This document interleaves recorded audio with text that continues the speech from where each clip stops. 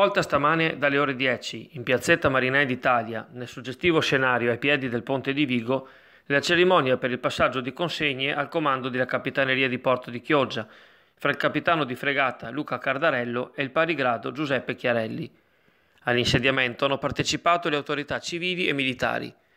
Nei giorni scorsi i due capitani sono stati ricevuti in municipio dal sindaco Ferro, che ha consegnato una targa di riconoscimento a Cardarello per l'impegno profuso nel suo lavoro al servizio della città.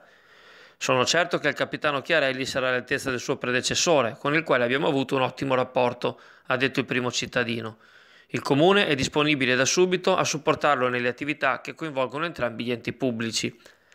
Il capitano Cardarello è destinato all'ufficio legislativo del Ministero dei Trasporti a Roma, mentre il comandante Chiarelli lascia la capitaneria di Brindisi per assumere anche la direzione del compartimento marittimo di Chioggia.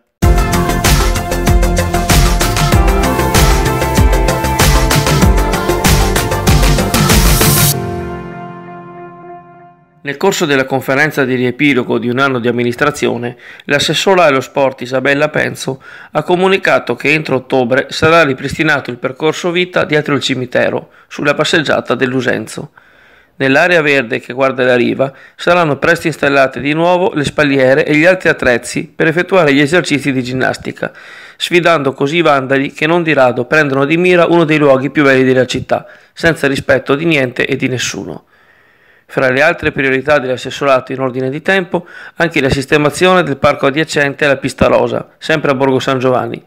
Ma come ha detto la stessa Penzo, la situazione degli impianti sportivi in città non è certo delle migliori e resta molto da fare. Riqualificare il Lusenzo resta comunque un mio obiettivo principale, ha concluso l'assessora.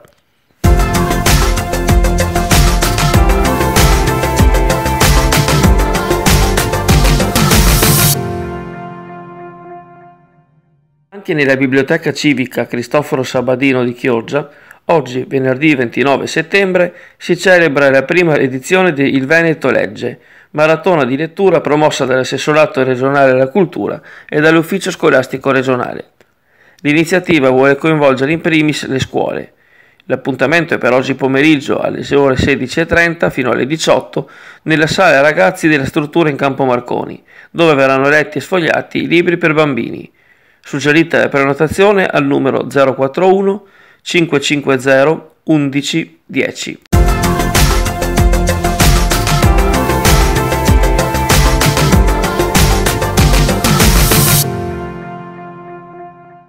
Terzo e ultimo concerto della serie Tramonto, questa sera dalle ore 19, nella chiesa di Santa Caterina a Chioggia.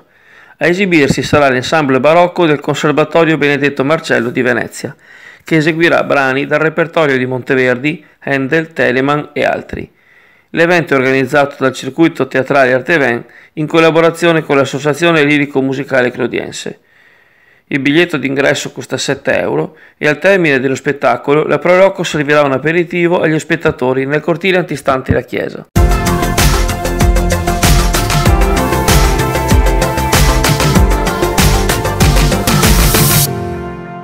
Ciao amici, buongiorno e bentrovati all'appuntamento meteo che piano piano ci sta traghettando questo ultimo weekend del mese di settembre.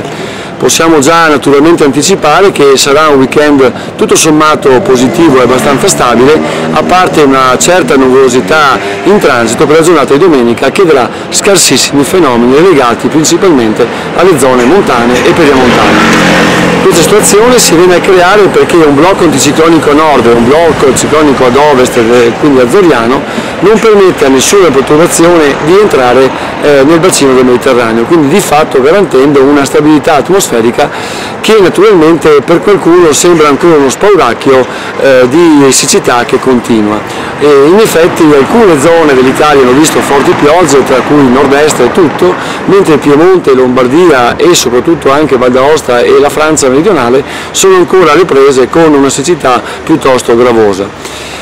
Cosa possiamo dire? Possiamo dire che questo blocco anticiclonico sembra, dalle carte che abbiamo in mano, possa continuare ancora a lungo, quindi naturalmente si vengono a riproporre le stesse condizioni atmosferiche degli ultimi anni, dove abbiamo continuamente ottobre e novembre piuttosto stabili e scarsissimi acquilli avari di precipitazione. Speriamo di no naturalmente perché l'acqua serve e servirà anche per la montagna. Quindi rimanendo a noi e tornando ad oggi, naturalmente la giornata si comporterà nella medesima situazione di ieri, quindi una giornata sgombro da nubi con una ventilazione apprezzabile da nord che manterrà i tassi di umidità piuttosto bassi, con temperature massime che guadagneranno i 23-24 gradi durante le ore pomeridiane. Dunque tutto sommato un inizio di autunno ancora stabile e che profuma di un po' di estate. Continuiamo così, ci sentiamo domani. Ciao a tutti.